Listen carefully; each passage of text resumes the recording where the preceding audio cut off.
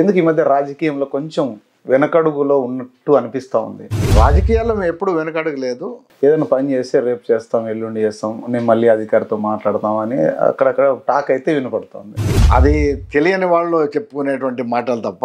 గురునాథ్ రెడ్డి గారు అనంతపురంలో కంటే హైదరాబాద్లో ఎక్కువ ఉంటారు. మా ఇద్దరు కుమార్తెలు హైదరాబాద్లోనే ఉన్నారు. వాళ్ళిద్దరికి పెళ్ళిళ్ళు అయినాయి.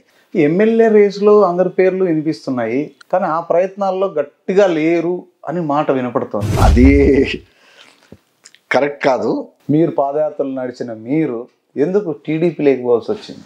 కొన్ని విషయాల్లో కొంచెం నాకు జగన్మోహన్ రెడ్డి గారికి ఎమ్మెల్యే టికెట్ ఒకవేళ ఎవరికి ఇచ్చినా, సిట్టింగ్ ఎమ్మెల్యేకి ఇచ్చినా లేకపోతే వేరే వాళ్ళకి ఇచ్చినా కూడా మీరు సహకరిస్తారా? తప్పకుండా. మహాలక్ష్మి శ్రీనివాసులు నిలవన్నప్పుడు ఇండైరెక్ట్గా ప్రభాకర్ చౌదరి మీ గెలుపుకు కారణమయ్యారు. నాకు హెల్ప్ చేసినట్టు ఆయన పార్టీకి ద్రోహం చేసినట్టుగా కదా. కాలవ శ్రీనివాసులు గారు మొన్న కామెంట్ చేశారు మీ మీద, మీ బ్రదర్ ఎర్సామరెడ్డి గారి మీద కూడా. మరి అటువంటి కాలువ శ్రీనివాసులు మరి తెలిసి చెప్పాడో తెలియక చెప్పాడో. సినిమా పిచ్ ఎక్కువ ఉంది మీకు అని విన్నాం సార్. అట్లా ఆ సైడ్ ఎట్లా వెళ్ళారు మీరు? Cinema side? నాకు సినిమా పిచ్చి లేదు, కానీ మా అన్నగారికి ఉండే. మీరు కూడా భూములు బాగా నమ్ముకున్నట్లున్నారు. నాన్నగారికి 500 ఎకరాలు, 100 కోట్ల రూపాయలు బినామీల పేర్లతో ఉన్నాయి, ఆస్తులు ఉన్నాయి అని బెంగళూరులో ఉన్నాయి. బెంగళూరులో 2 ఎకరాలు ఉండే, అది డెవలప్మెంట్కి ఇచ్చాము. ఆడో బ్యాంకులో లోను ఏదో వడ్డీ తక్కువ తీసుకుంటారు, అవి కానీ అప్పుల కింద చెప్తే ఎట్లా? అంటే ఆస్తులు ఉన్నంత మాత్రం అప్పులు ఉండకూడదని. బాగా బాధపడ్డ సందర్భం, ఏడ్చి ఇట్లా మీ లైఫ్లో ఏమన్నా వస్తుందా సందర్భం? 2 సందర్భాలు. మా అమ్మగారు ఇదైనప్పుడు, తర్వాత రాజశేఖర రెడ్డి గారు, మా అన్నగారు.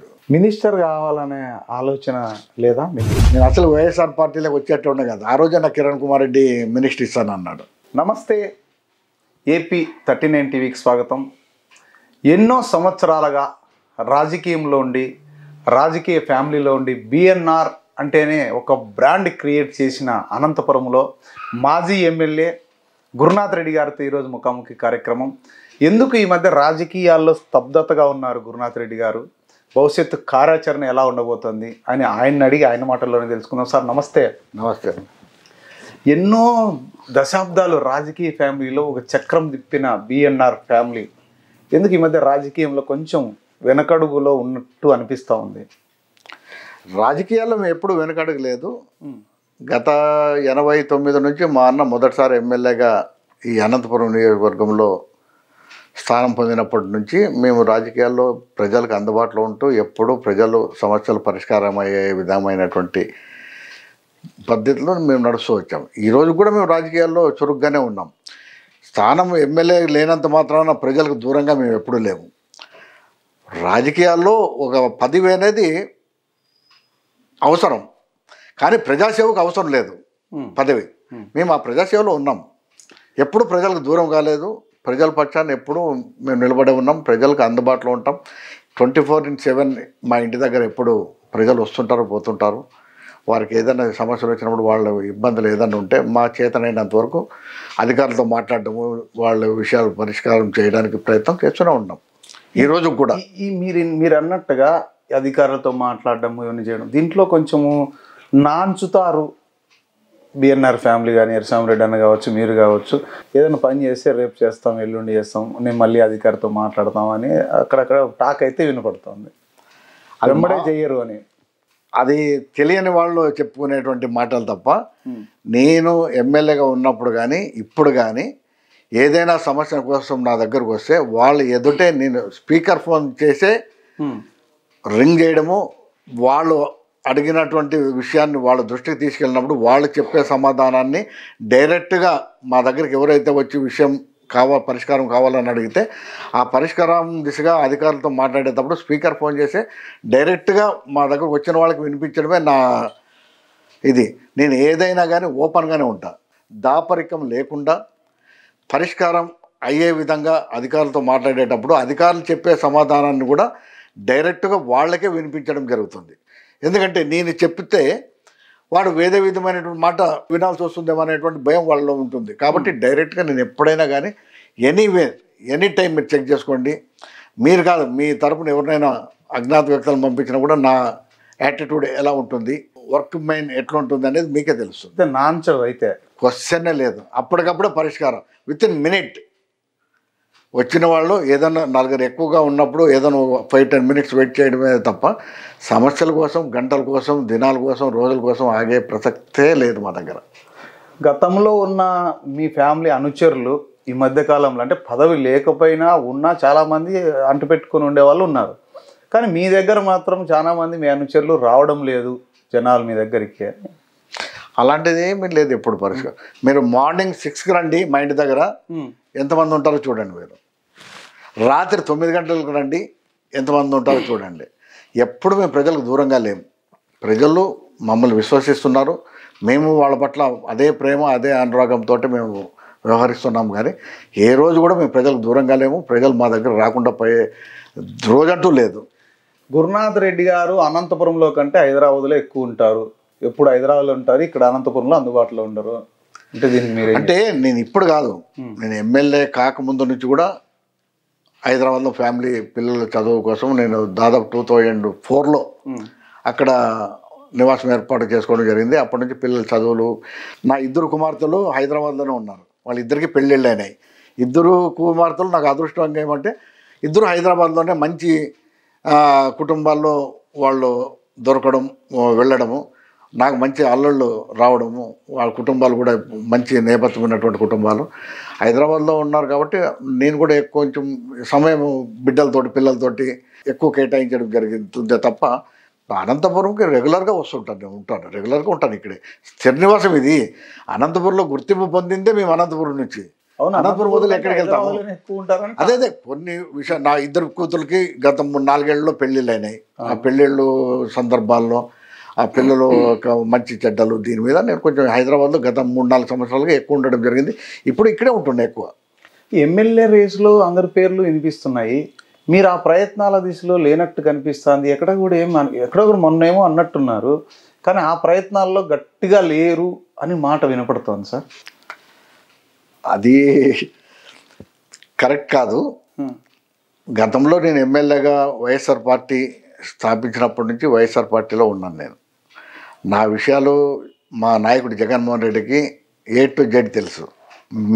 మా నుంచి కానీ ఈవెన్ దో మా అన్నగారు వాళ్ళ ఫాదర్ రాజశేఖర రెడ్డి గారితో ఉన్నటువంటి సంబంధాలు ఇప్పుడు కాదు, గత 45 ఏళ్ళుగా మాకు వాళ్ళ కుటుంబంతో ఉన్నటువంటి సాన్నిధ్యం ఎవరికి దాచిపెట్టే ఇది కాదు, అందరికీ ఓపెన్గా తెలుసు. జిల్లాలో తెలుసు, రాష్ట్ర వ్యాప్తంగా మా అన్నకు రాజశేఖర రెడ్డి గారికి ఉన్నటువంటి అనుబంధము, అదేవిధంగా నాకు జగన్మోహన్ రెడ్డి గారితో ఉన్నటువంటి సాన్నిధ్యము, సంబంధాలు తెలుసు. ఈవెన్ దో అప్పుడు కాంగ్రెస్ పార్టీ అధికారంలో ఉన్నా కూడా మేము జగన్ వెంట నడవడం జరిగింది. ప్రభుత్వం అధికారం కోల్పోతాం, ప్రతిపక్షంలో ఉండాల్సి వస్తుంది, కాంగ్రెస్ పార్టీలో గెలిచి మళ్ళీ జగన్మోహన్ రెడ్డి వెంట వెళ్ళడం అనేది సాహసోపేతమైనటువంటి నిర్ణయం. అది ఆ రోజు 18 మందిలో నేను కూడా ఒక్కడిని. అదేవిధంగా మేము జరుగుతూ వచ్చింది. కొన్ని పరిస్థితుల వల్ల నేను వీర విధేయుడిగా ఉన్న మీ ఫ్యామిలీ, వాళ్ళకు ఎంతో అవినాభావ సంబంధం ఉన్న మీ ఫ్యామిలీ, మీరు పాదయాత్రలు నడిచిన మీరు ఎందుకు టీడీపీ లేకపోవాల్సి వచ్చింది? అదే చెప్తున్నాను కదా, కొన్ని విషయాల్లో కొంచెం నాకు జగన్మోహన్ రెడ్డి గారికి ఆయన తీసుకున్న నిర్ణయం అనొచ్చు, లేకపోతే ఆయన ఆలోచన విధానంలో నాకు ఇంకా మంచి జరగాలనేటువంటి విషయంగా ఆలోచించి ఉండొచ్చు. కానీ నాకు ఒక్క చిన్న ఇదేమంటే, నేను ఈ అనంతపురం నియోజకవర్గానికి సమన్వయకర్తగా ఉన్నప్పుడు కనీసం నాకు తెలియకుండా అడిషనల్ కోఆర్డినేటర్గా మా మిత్రుడిని నదీం మహమ్మద్ గారిని నియమించడం జరిగింది. అంటే నాకు పిలిచి మాట్లాడి ఈ విధమైనటువంటి ఏర్పాటు చేస్తున్నాను అని అంటే నేను అప్పుడు కొంచెం బాధ కలిగి స్తబ్దుగా ఉండడం జరిగింది. కొన్ని పరిస్థితుల వలన తెలుగుదేశంలో పోవడం జరిగింది. తెలుగుదేశంలో నేనేం కలిసింది లేదు, మాట్లాడింది లేదు. తెలుగుదేశం లేక పార్టీలోకి వెళ్ళినప్పుడు కూడా నేను జగన్మోహన్ రెడ్డి గారిని కానీ పార్టీని కానీ ఒక్క మాట కూడా మాట్లాడింది లేదు. పత్రికల్లోనూ టీవీల్లోనూ వాగిపోయి ఎప్పటి నుంచో రాజశేఖర రెడ్డి ఫ్యామిలీతో అతి దగ్గరగా ఉన్న ఫ్యామిలీలో మీరు ఒకటి. అవును. ఇలాంటి ఫ్యామిలీనే టీడీపీ లేకపోయిందని వార్తలు వస్తే ఇంకా మిగతా వాళ్ళు ఎలా ఉంటుంది పరిస్థితి? అంటే అదే చెప్తున్నాను కదా, కొంత గ్యాప్ అంటే రావడం వల్ల కమ్యూనికేషన్ గ్యాప్ కావచ్చు, దాన్ని వేరే విధంగా ఏమైనా భాష మాట్లాడుకోవచ్చు. దానివల్ల కొంచెం నేను బాధపడడం జరిగింది. కనీసం నాకు తెలియజెప్పి అతన్ని పెట్టినా కూడా నేను బాధపడేటోడు కాదు. అయినా కూడా మళ్ళీ మా హైదరాబాద్లో సైదు కుదిరింది, సర్దుకున్నాం. మళ్ళీ వితిన్ 8 నెలల్లోనే నేను మళ్ళీ తిరిగి జగన్మోహన్ రెడ్డి దగ్గరికి చేరడం జరిగింది వైఎస్ఆర్ పార్టీలో. మళ్ళీ 19 ఎన్నికల్లో కూడా నేను పార్టీ ఎవరినైతే ఇక్కడ అభ్యర్థులుగా పెట్టారో జిల్లా వ్యాప్తంగా వాళ్ళందరికీ మేము చేయడం జరిగింది. ఆ సందర్భంలో కూడా నన్ను కర్నూలు జిల్లాకు ఇన్ఛార్జిగా పెట్టడం జరిగింది. ఆ ఎన్నికల్లో కర్నూలు జిల్లా మొత్తం 14 స్థానాలను మా అందరూ సహకారంతో, ప్రజలందరి సహకారంతో గెలిపించుకోవడం జరిగింది. జగన్మోహన్ రెడ్డి గారు నిర్ణయానికి మేము కట్టుబడి ఉన్నాం ఇప్పటికీ. ఇప్పుడు కూడా ఆయన ఏ నిర్ణయం తీసుకున్నా, ఎమ్మెల్యే టికెట్ ఇచ్చినా ఇవ్వకపోయినా, పార్టీ ఏ కార్యక్రమం చేయమన్నా కూడా చేయడానికి నేనే కాదు మొత్తం మా కుటుంబం అంతా సిద్ధంగా ఉంది. ఆ రోజు టీడీపీలోకి అలా పోయినందుకు పశ్చాత్తాపడ్డ సందర్భం ఏమైనా ఉందా? తప్పకుండా. తప్పు పని చేశాను నేను. బాధపడ్డాం, పొరపాటు జరిగింది. కానీ ఆ రోజుల్లో నా టైం సరిగా లేకపోయి ఉండొచ్చు. ఇప్పుడు రాజకీయాల్లో కొంతమంది పెద్దలు చెప్తారు హత్యలు లేవు ఆత్మహత్యలని. అలాంటి పరిస్థితి నాకు జరిగింది అంతే. అది మళ్ళీ దాన్ని సరిదిద్దుకోవడం జరిగింది. మళ్ళీ జగన్మోహన్ రెడ్డి గారితో రెగ్యులర్గా కలుస్తున్నాము. ఆయన నా బాధలు వింటున్నాడు, దాని సమస్యలు పరిష్కారం చేస్తున్నారు. అన్ని విధాలుగా ఇప్పుడు ఏ విధమైనటువంటి సమస్య లేదు, ఏ విధమైన ఇబ్బంది లేదు. పార్టీ ఏ నిర్ణయం తీసుకున్నా, ఏ బాధ్యతలపై చెప్పినా నేనే కాదు మా కుటుంబం మొత్తం సిద్ధంగా ఉంది. ఆ ఒక్క చిన్న మిస్టేక్ టీడీపీ అనేది రాకుంటే గురునాథ్ రెడ్డి గారు ఈరోజు ఇంకొక స్టేజ్లో ఉండేవాళ్ళు అని బయట అనుకుంటున్నారు. నిజమే అంటావా? దీనివల్ల డ్యామేజ్ జరిగిందంటావా కొంచెం ఏమన్నా? నేను ఇంకొక స్టేజ్లో ఉండను అనేది కాదు, కానీ మమ్మల్ని నమ్ముకున్న పార్టీలో నాయకులకి, కార్యకర్తలకు అన్యాయం జరిగిందనేటువంటి మాట నేను ఒప్పుకుంటాను. మీ వల్ల అన్యాయం జరిగినట్టే. మా కుటుంబం వల్ల, మా వలన, మేము చేసిన తప్పు వలన మమ్మల్ని నమ్ముకున్న వాళ్ళు గత 40 సంవత్సరాలుగా మా కుటుంబం వెంట నడిచి 5 సార్లు ఈ ఎన్నికల్లో మా 4 సార్లు విజయాన్ని ఇచ్చినటువంటి అనంతపురంలో ఉన్నటువంటి ప్రజలందరికీ నేను మీ ద్వారా తప్పు జరిగింది, అన్యాయం జరిగిందని ఒప్పుకుంటాను. వాళ్ళ క్షమాపణలు కూడా చెప్తాను. మమ్మల్ని నమ్ముకున్న వాళ్ళకి కొన్ని న్యాయం చేయలేకపోయినాము, దానివల్ల తప్పు జరిగిందని వాళ్ళకి క్షమాపణలు కూడా చెప్పడానికి ఆల్రెడీ నేను చెప్పాను పర్సనల్గా అందరికీ. రాజకీయంలో ఉండాల్సింది ఇదే సార్. నిజంగా మీరు ఆన్ కెమెరా చెప్తున్నారంటే నిజంగా హ్యాట్స్ ఆఫ్ మీకు. ఎందుకంటే చాలా మంది తప్పించుకుంటారు. ఇప్పుడు మేము తప్పించుకునేటువంటి పరిస్థితి లేదు. కొన్ని అనివార్య కారణాల వలన కొన్ని జరిగినాయి. ఆ తప్పుల వలన మేము మెట్ట దిగినామా అనేది కాదు, మమ్మల్ని నమ్ముకున్నటువంటి వాళ్ళకి అన్యాయం జరిగింది. సరే, ఇప్పుడు మీరు అన్నట్టుగా ఎమ్మెల్యే టికెట్ ఒకవేళ ఎవరికి ఇచ్చినా, సిట్టింగ్ ఎమ్మెల్యేకి ఇచ్చినా లేకపోతే వేరే వాళ్ళకి ఇచ్చినా కూడా మీరు సహకరిస్తారా? తప్పకుండా, పార్టీ కోసం. ఎందుకంటే ఒక సిద్ధాంతానికి, ఒక దీనికి కట్టుబడినటువంటి వాళ్ళం మేము. అదే చెప్పాను కదా, దాన్ని ఎప్పుడు మేము మరవము. మా అన్నగారు నడిచినటువంటి బాట ఈరోజు బిఎన్ఆర్ బ్రాండ్ అని మీరు ముందు అన్నారు. ఆ బ్రాండ్కి కొంత మేము మచ్చ తెచ్చాము. మా అన్నగారు ఎక్కడ కానీ మచ్చ లేనటువంటి రాజకీయాలు చేయగలిగాడు. ఆ రోజుల్లో మా అన్నగారు మొట్టమొదటిగా ఎమ్మెల్యే అయినప్పుడు అనంతపురం అంటే రాష్ట్ర వ్యాప్తంగా భయాందోళనకరమైనటువంటి పరిస్థితి ఉండేది. ఏ రోజు చూసినా ప్రతిరోజు అనంతపురంలో 1, 2, 3 హత్యలు జరుగుతూ ఉండేవి. అంటే అనంతపురం పట్టణంలో ఈ చుట్టుపక్కల ఉన్నటువంటి పరిసరాల్లో ఉన్నటువంటి ప్రభావం, దాన్ని పూర్తిగా రూపుమాపగలిగాడు మా అన్న. కేవలం మంచితనం, మంచితనంతో. మా అన్నకు మా మాటతోటే మెస్మరైజం చేసేటువంటి శక్తి ఆ భగవంతుడు మా అన్నకి ఇచ్చాడు. ఆ మాటలతోటే 10 మందిని ఆకట్టుకోగలిగాడు. తిరుగులేని మెజార్టీలతో 3 సార్లు గెలిచాడు. నేను కూడా ఆయన యొక్క దీంతో గెలవడం జరిగింది. మళ్ళీ ఉప ఎన్నికల్లో కూడా నేను గెలవడం జరిగింది. అంటే 5 సార్లు మనం గెలవగలిగామంటే మా అన్నగారు చూపినటువంటి బాట, ఆయన ఇచ్చినటువంటి ప్రజలకు నమ్మకం, అదే స్ఫూర్తితోనే మేము ఈ రోజుకి చేస్తున్నాం. కానీ చిన్న మచ్చ మా వలన మా అన్నకు కలిగింది అనేది నేను ఒప్పుకుంటాను. ఏం మచ్చ? రాజశేఖర రెడ్డి కుటుంబానికి దూరం కావడం అనేది చిన్న మచ్చ. అంటే మా అన్న చెప్పేటోడు, నా స్నేహానికి మీరు ఎప్పుడు చెడ్డ పేరు తేవద్దండి అని చెప్పేటోడు. అంటే రాజశేఖర రెడ్డి గారికి ఆయనకు ఉన్నటువంటి అనుబంధం అది మాటల్లో చెప్పలేను నేను. ఈవెందో యాత్ర అని రాజశేఖర రెడ్డి గారి జీవిత చరిత్ర గురించి సినిమా తీశారు. అందులో కూడా మా అన్నగారిని ఒక పాత్రగా పెట్టారు. ఏ విధమైనటువంటి అనుబంధం అనేది స్పష్టంగా దాంట్లో కూడా చెప్పడం జరిగింది. ఆ అనుబంధానికి మచ్చ తెచ్చారు. ఇంట్లో ఫ్యామిలీ ఎంత బాధపడ్డారు? ప్రతిరోజు ప్రతి క్షణం ఆ బాధ అయితే ఉంది మాకు. ఎందుకు జరిగిందంటే ఆ రోజు కాలం, టైం. జగన్ గారు ఈ టాపిక్ ఎప్పుడన్నా లేవనెత్తారా? ఎందుకన్నా మనం ఇంత ఉండి నీకు ఏదో ఒకటి మళ్ళీ మాట్లాడుకున్నాం చాలా సందర్భాలు. ఈ టాపిక్ వచ్చింది. ఆయన బాధపడ్డాడు, మేము బాధపడ్డాము. మళ్ళీ మాకు ఏ విధమైన పొరపచ్చాలు లేవు. చాలా సందర్భాలు కలిసాము. టీడీపీ వాళ్ళు ప్రభాకర్ చౌదరికి మీకు బాగా, ప్రభాకర్ చౌదరి కూడా నా గెలుపుకు కారణమయ్యాడు అని గతంలో ఒకసారి ఏదో ఇంటర్వ్యూలోనే ఏదో చెప్పినట్టు విన్నాను నేను. మీ ఎలక్షన్లో నా దగ్గర ఉంది ఆ లింక్ కూడా. ఇప్పుడు కూడా ప్రభాకర్ అంటే మహాలక్ష్మి శ్రీనివాసులు నిలవన్నప్పుడు ఇండైరెక్ట్గా ప్రభాకర్ చౌదరి మీ గెలుపుకు కారణమయ్యారు అంటే మీరు మేము ఎప్పుడు దాన్ని మాకు హెల్ప్ చేసినట్టు ఆయన పార్టీకి ద్రోహం చేసినట్టుగా కదా. కాబట్టి ఎమ్మెల్యే టికెట్ ఇవ్వలే కదా అప్పుడు. ఇవ్వడము ఇవ్వకపోవడం అనేది పార్టీ వాళ్ళ నిర్ణయం. కానీ ప్రభాకర్ చౌదరి పార్టీకి ద్రోహం చేసినాడు అంటే మాత్రం నేను మాకు చేసినారని నేను అనడం లేదు. మరి మీకు హెల్ప్ చేసినారా? లేదు లేదు లేదు లేదు. ఆయన మా వరకు ఎప్పుడు హెల్ప్ చేసింది లేదు, ఆయనతో మేము కలిసింది లేదు, మాట్లాడింది లేదు. ఒక వీడియో ఉంది సార్, చూడండి, చూపండి. అవునా? నేను ఎప్పుడు ఇంతవరకు ఆయనతో ముఖాముఖంగా మాట్లాడిందే లేదు.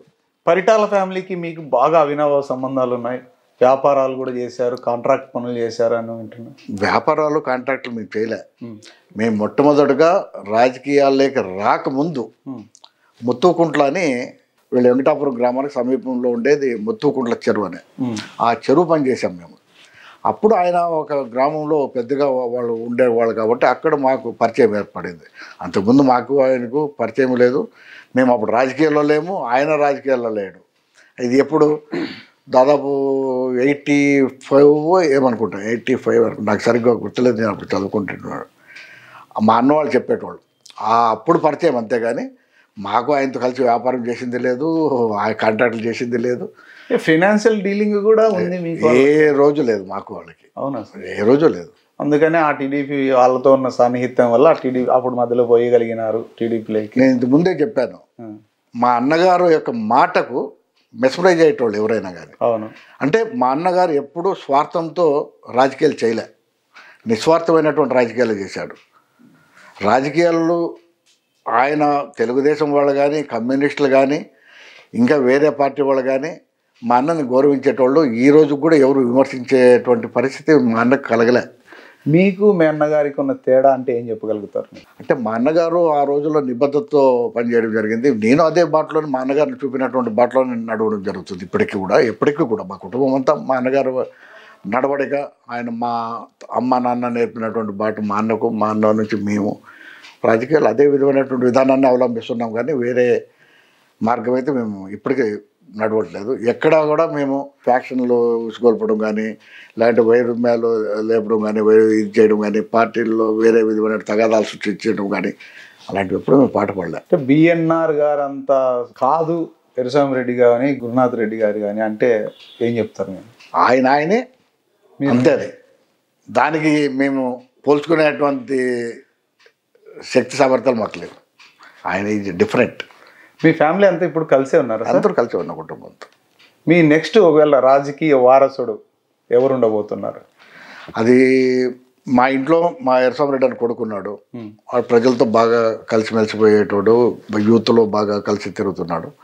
ఒకవేళ భగవంతుడు ఏదైనా అవకాశం ఇస్తే మా యోగేశ్వర్ రెడ్డికి, మా ఎర్రస్వామిరెడ్డి అని కొడుక్కి అవకాశం కలిగిస్తారు.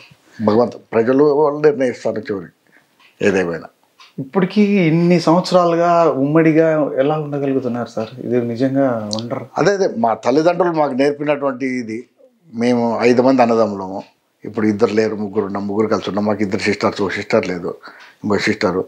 మా అక్కగారు కూతుర్లందరూ కూడా అనంతపురంలోనే 4కి మేము వివాహం చేయడం జరిగింది. మా చిన్నాయన కొడుకు ఒక అమ్మాయిని, మా కేశ్వరెడ్డి ఇక్కడ ఒక అమ్మాయిని, చలమారెడ్డి కొడుకు, ఇట్లా మా కుటుంబం అందరూ బాగా అనుబంధంగా ఉంటాం మేము. ఇప్పుడు కుటుంబం అంటే అనుబంధం, ప్రేమ, అది లేకపోతే కుటుంబమే లేదు కదా. ఆ అనుబంధాలు మాకు చిన్నప్పటి నుంచి మా అమ్మ నాన్న నేర్పినటువంటి ఇది. నేను కూడా మా అక్కగారి కూతుర్నే చేసుకున్నాను. మా అన్న నాకైనా పెద్ద అయినా మా అక్కగారి కూతుర్నే చేసుకున్నాడు. మా ఎర్రస్వామిరెడ్డి అన్న మా పెద్ద బిడ్డ చేసుకున్నాడు. మా పెద్దన్న కూడా మా మేనమామ బిడ్డని, అంటే మా అమ్మ వాళ్ళు తమ్ముడు కూతుర్ని. మేము కుటుంబం అంతా మా దగ్గర బంధుత్వాల్లోనే ఉన్నాం. మా నాన్న రెడ్డి గారు చేసుకున్న మా వదిన గారు కూడా మళ్ళీ మా వదిన అన్నగారికి మా అక్కనిచ్చాము. అట్లా అంతా మాకు దగ్గర దగ్గర ఉండడంతో చాలా ఎక్కువ ఆప్యాయంగా ఉంటాం. మా ఇళ్ళలో ఏ కార్యక్రమం జరిగినా కూడా మేము ఎవరు పిలవాల్సిన పని లేదు. మేమే 200 నుంచి 300 మంది మా బ్లడ్ రిలేషన్సే ఉన్నారు. మా అక్కగారి పిల్లలు అయితేనేమి, మా అన్నగారి పిల్లలు అయితేనేమి, మా పిల్లలు అందరం అట్లా. ఇసుకలో మొన్న ఇప్పుడు మీకు లేదు కానీ బాగా కోట్ల రూపాయలు వెనకేసుకున్నారు. అది ఓపెన్గా నేను చెప్పగలుగుతున్నాను. నేను ఇసుక అనేది నా జేబీ కంపెనీ వాళ్ళ నుంచి సుధీర్ అని మా మిత్రుడికి వచ్చింది. ఆ మిత్రుడు నాకు ముందు నుంచి పరిచయం. ఆయన జిల్లాలో ఉన్నటువంటి పరిస్థితులు బట్టి నన్ను మేనేజ్మెంట్ చూసుకోమని చెప్పాడు. అంత తప్ప నేను ఆయన కాంట్రాక్ట్ పొందింది కానీ నేను లాభాలు పొందాడు కానీ జరిగింది. జస్ట్ ఓన్లీ ఆర్గనైజేషన్ సిస్టంలో మా ఆఫీసులో పెట్టుకున్నారు. దానికి మాకు నెలకు బాడగా 50,000 రూపాయలు డబ్బులు ఇచ్చేటోళ్ళు అంతవరకే. ఇంకొకతను సాయిరాజ్ అని అతను మేనేజ్మెంట్ చూసుకునేటోళ్ళు. ఏదైనా సమస్యలు వచ్చినప్పుడు అధికారులకు కానీ పోలీసులు ఏదన్నా దొంగగా తోలుకునేటోళ్ళు ఉంటే చెప్పేటోళ్ళు అంతవరకే, కానీ ఏ ఇన్వాల్వ్మెంట్ మాకు లేదు. జస్ట్ ఓన్లీ ఆర్గనైజేషన్లో ఏదైనా అవసరం ఉన్నప్పుడు వాళ్ళకి హెల్ప్ చేశాను. ఎందుకంటే అతను నాకు చిరకాలంగా మిత్రుడు సుధీర్ అని. అంతే తప్ప వ్యాపారం నేను డైరెక్ట్గా చేసేది లేదు. మా బిల్డింగ్లో ఆఫీస్ పెట్టుకున్నారు అంతే అంతే.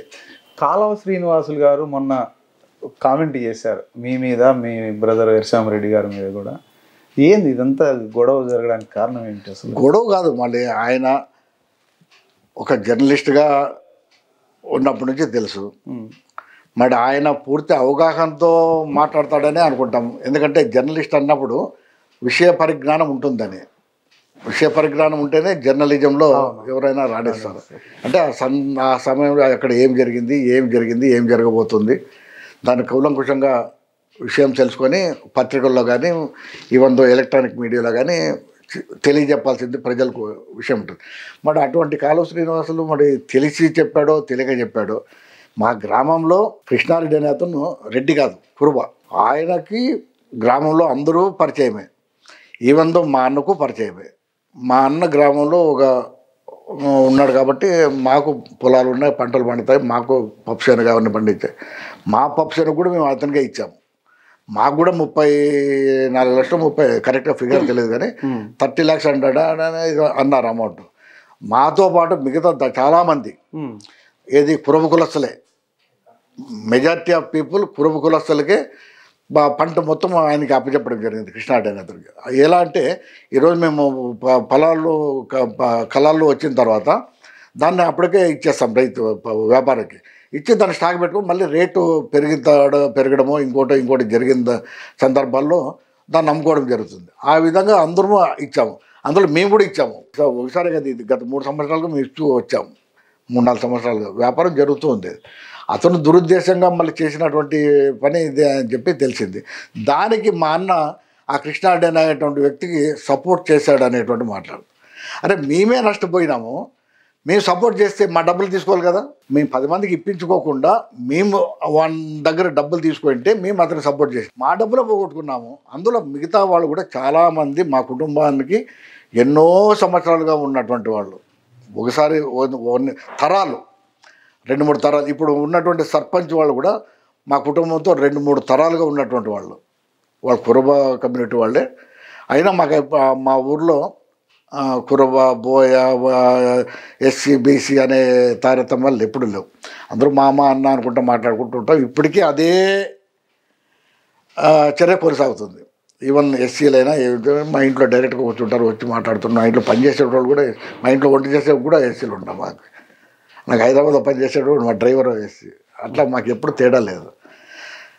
ఆయన మళ్ళీ ఆ విధంగా మేము సపోర్ట్ చేసి ఉన్నామని మాట్లాడి మళ్ళీ ఆయన విజ్ఞతగా వదిలేస్తాను. ఎందుకంటే దాన్ని పూర్తి నాకు తెలుసు కాబట్టి నేను వేరే మాట్లాడదలుచుకోలేదు దాని గురించి. మీ భవిష్యత్ రాజకీయ కార్యాచరణ ఎలా ఉండబోతుంది సార్? అదే చెప్పాను, మా అధ్యక్షుడు జగన్మోహన్ రెడ్డి గారు మాకు అధ్యక్షుడు. మేము వైఎస్ఆర్ పార్టీలో ఉన్నాం, మేము మా కుటుంబం మొత్తం. ఆయన ఏ నిర్ణయం తీసుకున్నా మా కుటుంబం తప్పకుండా అన్ని రకాలుగా సహకరించడం జరుగుతుంది. పార్టీ టికెట్ ఇచ్చినా ఇవ్వకపోయినా ఏ బాధ్యతలపై చెప్పినా దానికి సిద్ధంగా ఉన్నాం. కానీ నేనైతే ఎన్నికల్లో పోటీ చేయాలనేటువంటి అభిప్రాయం ఉంది. ప్రజలందరూ కోరుకుంటున్నారు ఈసారి మనం నిలబడాలని చెప్పేసి. మిత్రులు, సన్నిహితులంతా రేసులో ఉన్నారు మీరు కూడా.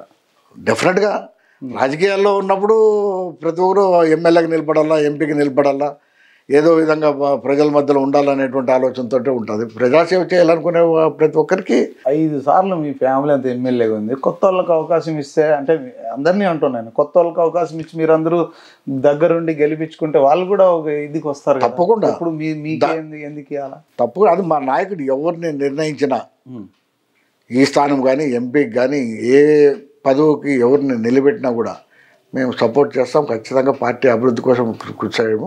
జగన్మోహన్ రెడ్డి ముఖ్యమంత్రిగా ఉండాలనేటువంటిది మా ఏకైక లక్ష్యం. మిగతా ఎమ్మెల్యేలు ఎంపీలు ఎంతమంది ఉన్నా జగన్మోహన్ రెడ్డి గారు అధికారంలో ఉంటే అందరి పనులు జరుగుతాయి. సినిమా పిచ్చి ఎక్కువ ఉంది మీకు అని విన్నాం సార్. అట్లా ఆ సైడ్ ఎట్లా వెళ్ళారు మీరు? సినిమా సైడ్ నాకు సినిమా పిచ్చి లేదు, కానీ మా అన్నగారికి ఉండే పేరు బిఎన్ఆర్ గారికి. అంటే చాలామంది మిత్రులతో వాళ్ళతో మాట్లాడేటప్పుడు సినిమాలు ఇట్లా ఉండాలా, ఇట్లా చేయట్లేదు, కరెక్ట్గా దాన్ని ప్రజలకు సందేశం ఇచ్చే సినిమాలు రావట్లేదు అని చెప్పేసి అని చర్చించుకోవడం జరుగుతుంది. కొన్ని సినిమాలు అసభ్యకరంగా మామూలు దాన్ని ఏమంటారు హింసాత్మకంగా చూపించడం ఇట్లా చూపిస్తుండేటోళ్ళు. దానికి మా అన్న అప్పుడప్పుడు ఏదైనా మేము కుటుంబంలో అందరూ కూర్చొని మాట్లాడేటప్పుడు పండుగలప్పుడు మామూలు రెగ్యులర్గా మేము కలిసే భోంచేసేటోళ్ళం. ఈరోజు కూడా మేము అనంతపూర్లో ఎవరు బ్రదర్స్ మేమున్నా కూడా కలిసే టిఫిన్ చేస్తాం, కలిసి భోజనం చేస్తాం, రాత్రి కలిసి భోజనం చేస్తాం. లేడీస్ కూడా అట్లే ఉంటారు. లేడీస్ కూడా అట్లా ఉంటారు. మరి లేడీస్లో కొంచెం గొడవలు ఏదో అందరూ బంధువులమే కదా, అందుకని వాళ్ళు భేదాభిప్రాయాలు రావడానికి బయట నుంచి వచ్చిన వాళ్ళు ఎవరు లేరు. అందరూ పుట్టి పెరిగినంతా ఇక్కడే, ఇదే ఇంట్లో పెరిగినది, ఇదే పెరగడము, ఇదే అందరికీ అనుబంధాలు బంధాలతో ఉన్నటువంటి వాళ్ళు.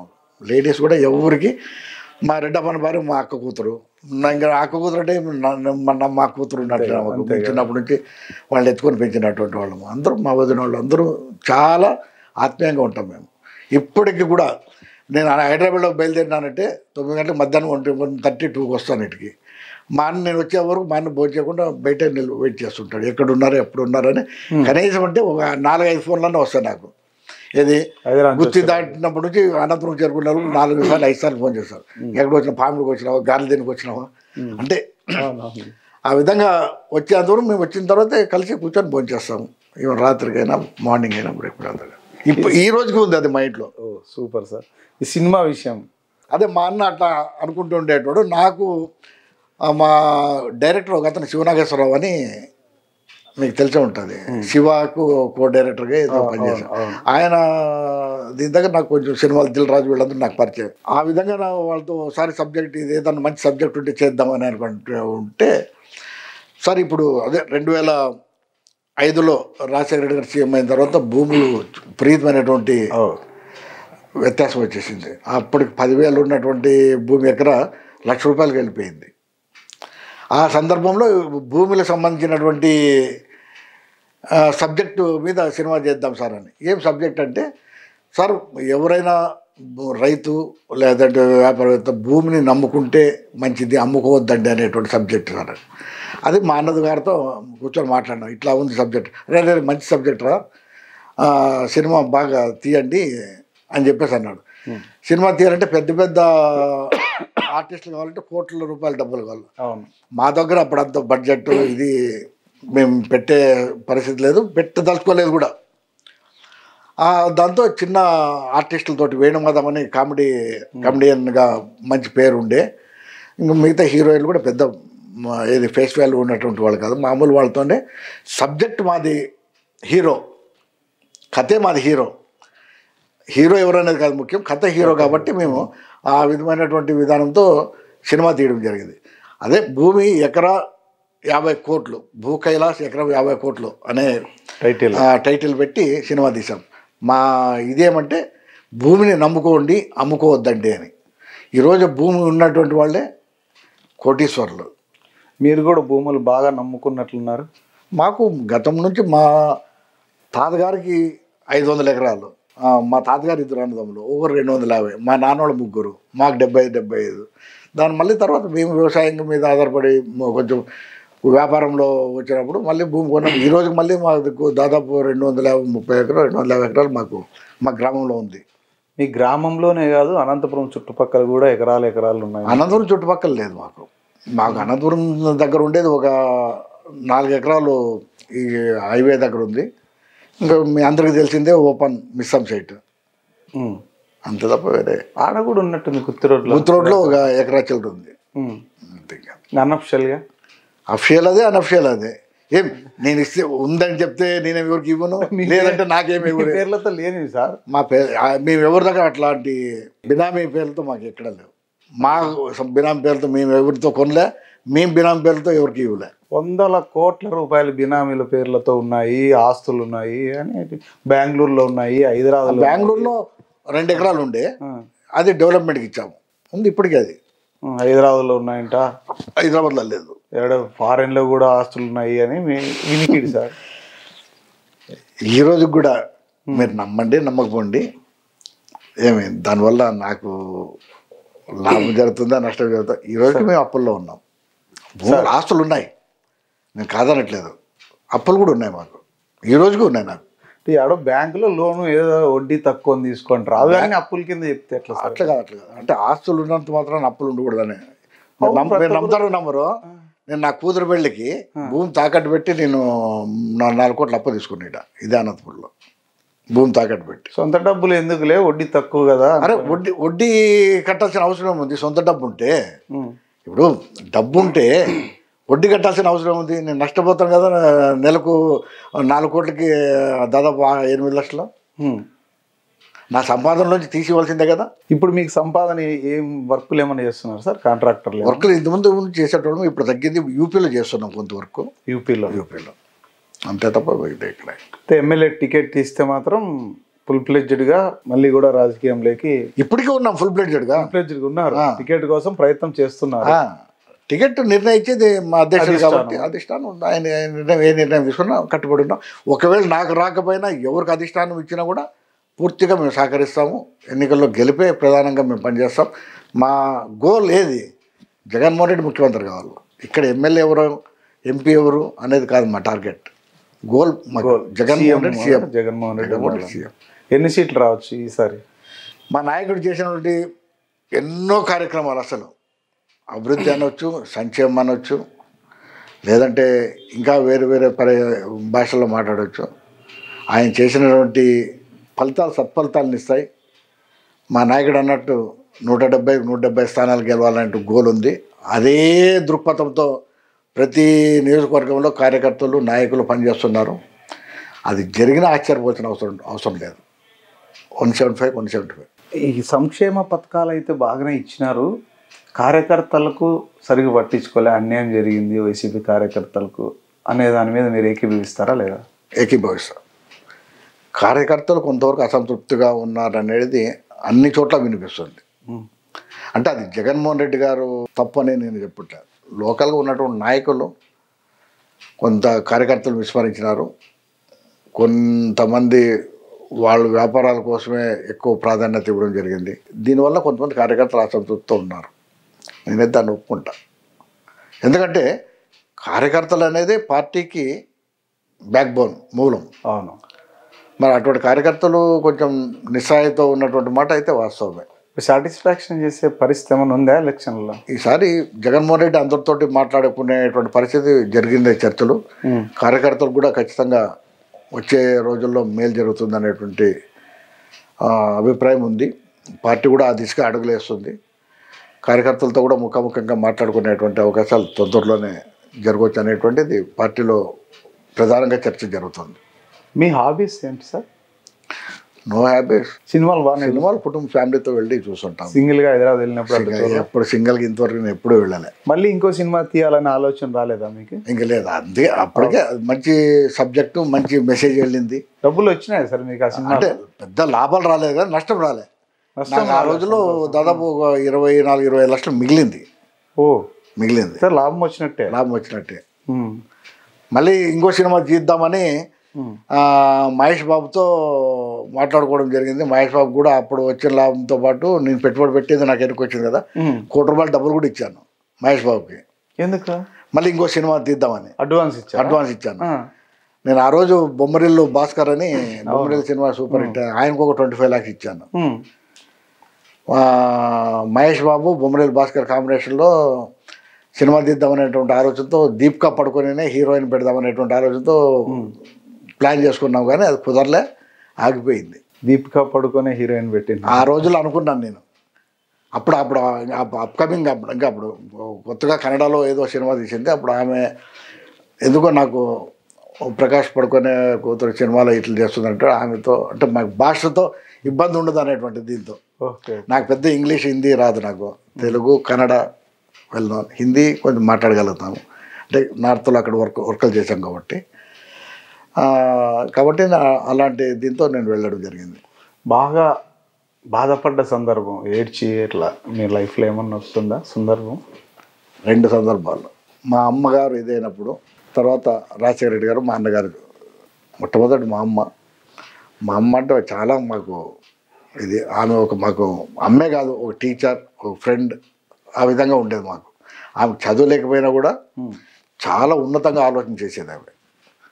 ఏమందో రాజశేఖర రెడ్డి గారు ముఖ్యమంత్రిగా మా ఇంటికి ముఖ్యమంత్రిగా కూడా మా ఇంట్లోనే ఉండేటోడు ఆయన ప్రభుత్వ అతిథి గృహాల్లో ఉండే అవకాశం ఉన్నా, ఎక్కడున్నా ఇది ఉన్నా కానీ అంటే మా అన్నగారితో ఉండే సంబంధంతో ఆయన ముఖ్యమంత్రి అనుకునేటోడు కాదు, మా అన్న ఎమ్మెల్యే అనుకునేటోళ్ళు కాదు. వాళ్ళిద్దరు అంత స్నేహభావంగా ఉండేటోళ్ళు. ముఖ్యమంత్రిగా కూడా మా అన్న ఇక్కడ మా రాజశేఖర రెడ్డి సారు మా ఇంట్లోనే స్టే చేసేటోడు చాలా. అప్పుడు మా అమ్మ అంటే ప్రజల గురించి ఆలోచించేది. అప్పుడు ఆరోగ్యశ్రీ అని పెట్టి రాజశేఖర రెడ్డి మా అమ్మ బాగా కూర్చొని మాట్లాడేటోళ్ళు. ఇటు చైర్లు వేసుకొని ఈడ ఇద్దరు కూర్చొని మాట్లాడుకునేటోళ్ళు. అంటే మార్నింగ్ ఎవరు జనాలు అంటే ముఖ్యమంత్రి అంటే కొంచెం బాగా కంట్రోల్ ఉంటుంది కదా, ఎవరిని రాలేకుండా. అప్పుడు పొద్దున్నే 6 అంతా ఆయన 4:30కే లేస్తాడు. లేచి పేపర్ చదివి కాఫీ తాగితే కాఫీ తాగకుండా ఇటు కూర్చునేటోడు. మా అమ్మ చెప్పేది, అబ్బా నువ్వు అందరికీ బాగా చేస్తున్నావంట, ఈ గర్భసంచి తీసేది కూడా పెట్టప్ప ఆరోగ్యశ్రీ దాంట్లోనా అని చెప్పి, లేడీస్కు గర్భసంచి సమస్యలు ఎక్కువ ఉన్నాయి అని చెప్పేసి మా అమ్మ ఆయనతో చెప్తే, అయ్యో అది లేదమ్మా అని చెప్పి అడిగాడు. లేదని చెప్పేసి అదే ఇట్లా అంటే తెలుసుకొని పిలిచి హైదరాబాద్ పోతే జీవో ఇచ్చాడు, అది ఆరోగ్యశ్రీలో ఇంక్లూడ్ చేయమని. మీ అమ్మ కూడా ఒక మంచి పని చేసింది. మా అమ్మ కూడా అంటే ఆ విధంగా ఆలోచన రావడము, చెప్పడము చాలా సంతోషం. బాగా హ్యాపీగా సంతోషపడ్డ సందర్భాలు ఏమన్నా? సంతోషం అంటే రాజశేఖర రెడ్డి గారు ముఖ్యమంత్రి అయినప్పుడు, జగన్మోహన్ రెడ్డి ముఖ్యమంత్రి అయినప్పుడు, మీరు ఎమ్మెల్యే అయినప్పుడు, నేను ఎమ్మెల్యే అయినప్పుడు దానికన్నా ప్రభుత్వం మళ్ళీ తిరిగి రాజశేఖర రెడ్డి 2వ సారి ముఖ్యమంత్రి కావడం నాకు చాలా బాగా హ్యాపీగా అనిపించింది. మినిస్టర్ కావాలనే ఆలోచన లేదా మీకు? నాకు ఎప్పుడు లేదు. అట్లా అనుకుంటే నేను అసలు వైఎస్ఆర్ పార్టీలోకి వచ్చేట్టు ఉండే కదా. ఆ రోజే నాకు కిరణ్ కుమార్ రెడ్డి మినిస్టర్ ఇస్తాను అన్నాడు.